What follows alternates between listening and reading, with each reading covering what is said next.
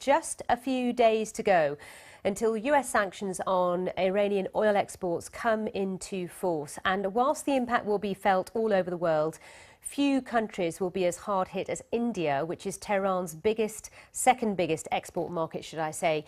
So the fall in oil supply coming from Iran is pushing global prices up now already, and it's an effect that's being magnified by the falling value of the Indian rupee. Defy Gupta is looking at the impact of all of this. She's in Delhi for us. Picking up groceries for a customer. This Kolkata-based startup, Obo, provides a delivery service using bikers around the city. Just a year old, the business thrives on keeping their costs low.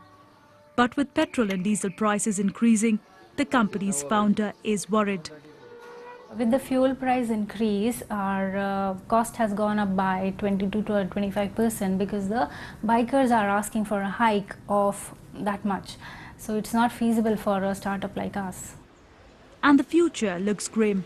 The Indian currency, the rupee, has fallen over 15% this year, making import of oil more expensive.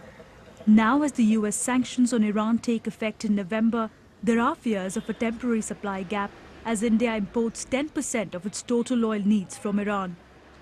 As far as the Iran sanctions concerned, if the whole of the Iran barrels goes out of market, and if it is not substituted by the other producing countries, then it may have some impact on the pricing.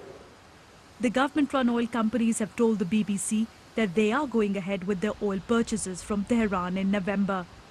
But experts say they could face difficulty as the US bars India from paying for this oil in the US dollars. These sanctions are unilateral by the United States, not multilateral like the last sanctions. Nevertheless, the U.S. is putting a lot of pressure on countries, and because of the dollar payment system, it's what makes the sanctions work. The Indian government is in a tight spot. Even as the global crude prices soften, high taxes on fuel have kept the costs up.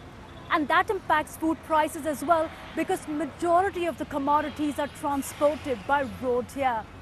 Last month, the government did cut a part of the fuel taxes, but that was at the cost of their own annual revenues. So if there's any further disruption in the oil supply, Prime Minister Narendra Modi's administration will have very limited options, just months away from general elections. Defy Gupta for BBC News in New Delhi. Let's brief you on